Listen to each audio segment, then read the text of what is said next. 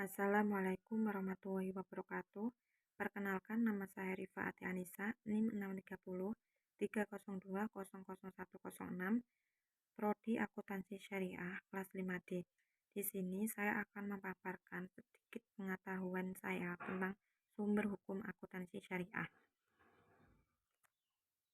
Sumber hukum akuntansi syariah terletak pada Quran Surah An-Nisa ayat 59 yang berbunyi, Ya ayyuhalladzina amanu ati'ullaha wa ati'ur rasula wa ulil amri minkum.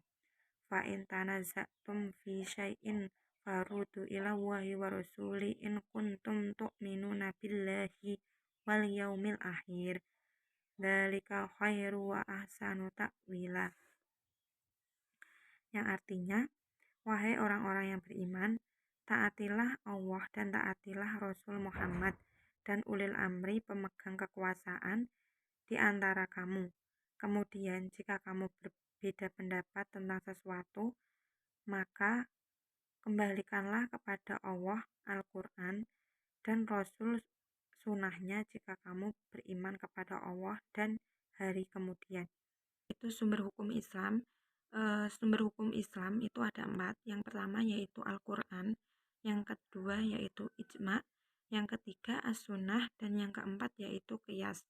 Al-Quran sendiri menurut terminologi yaitu firman Allah yang mengandung mukjizat yang diturunkan kepada Rasulullah melalui perantara malaikat Jibril yang tertulis di dalam mushaf itu yang disampaikan kepada kita secara mutawatir. Yang membacanya dianggap ibadah dimulai dari surat Al-Fatihah dan diakhiri dengan surat An-Nas. Untuk fungsi Al-Quran itu sendiri, yang pertama yaitu sebagai pedoman hidup bagi umat manusia, yang kedua sebagai petunjuk bagi umat manusia hingga akhir zaman, yang ketiga penyempurna kitab-kitab suci sebelumnya, yang keempat yaitu sumber pokok ajaran agama Islam yang dibawa oleh Nabi Muhammad. Yang selanjutnya yaitu ijma'. Ijma' adalah kesepakatan para ulama dalam menetapkan suatu hukum dalam agama berdasarkan Al-Quran dan hadis terhadap hal yang belum ada hukumnya. Misalnya adalah status hukum dari vaksinasi dan imunisasi. Yang ketiga yaitu as-sunnah. As-sunnah menurut muhdisin, sunnah diartikan sebagai segala sesuatu yang dinukilkan dari Nabi Muhammad SAW, baik berupa perkataan, perbuatan, maupun berupa takrir, pengajaran sifat, kelakuan, perjalanan hidup baik sebelum maupun sesudah Nabi SAW. Yang keempat yaitu qiyas. Qiyas menurut istilah adalah menyamakan sesuatu yang tidak memiliki nas hukum dengan sesuatu yang ada nas hukumnya berdasarkan kesamaan ilat atau kemaslahatan yang diperhatikan syarak. Qiyas juga dapat diartikan sebagai kegiatan melakukan pendanaan suatu hukum terhadap hukum yang lain. Contoh dari qiyas yaitu salah satu hukum membunuh manusia baik dengan benda ringan maupun berat. Di mata hukum keduanya adalah haram atau dilarang. Sebab membunuh adalah kesalahan sekaligus dosa. Yang selanjutnya yaitu tujuan adanya sumber hukum Islam. Yang pertama menjaga agama. Menjaga agama bisa dilakukan dengan cara memelihara agama dalam peringkat dzurriyat, yaitu memelihara dan melaksanakan kewajiban keagamaan yang termasuk ke dalam kewajiban primer. Contohnya yaitu menjalankan sholat 5 waktu itu adalah kewajiban bagi setiap muslim. Dan yang kedua yaitu menjaga jiwa bisa dilakukan dengan cara membaca Al-Quran.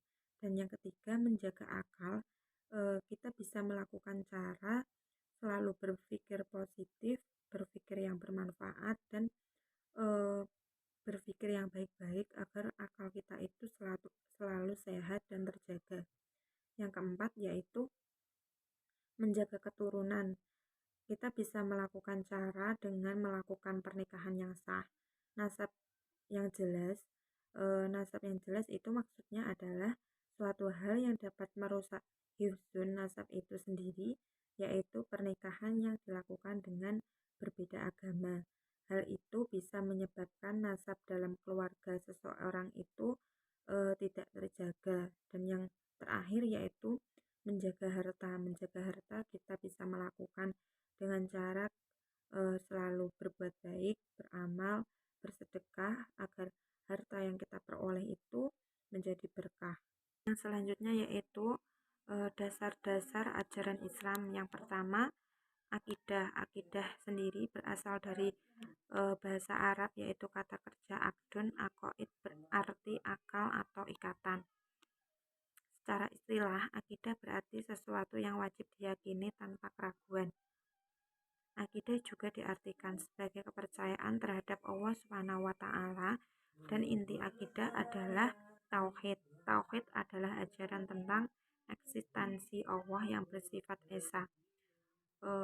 Makna akidah adalah iman, keyakinan. Karena itu akidah selalu diartikan dengan rukun iman yang merupakan asas seluruh ajaran Islam.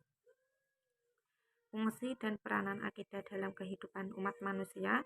Yang pertama yaitu menuntun dan mengemban dasar-dasar ketuhanan yang dimiliki manusia sejak lahir.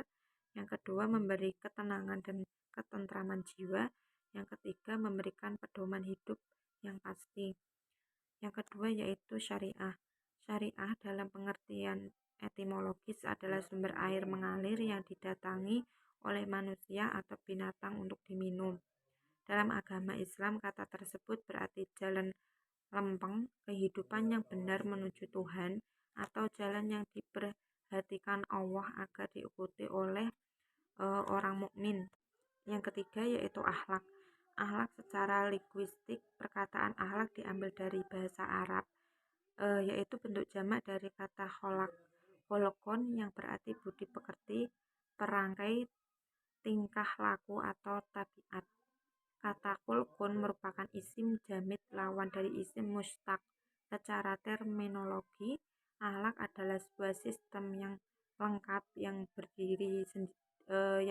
terdiri dari karakteristik akal atau tingkah laku yang membuat seseorang menjadi istimewa. Terima kasih, demikian pemaparan materi dari saya, kurang lebihnya mohon maaf. Wassalamualaikum warahmatullahi wabarakatuh.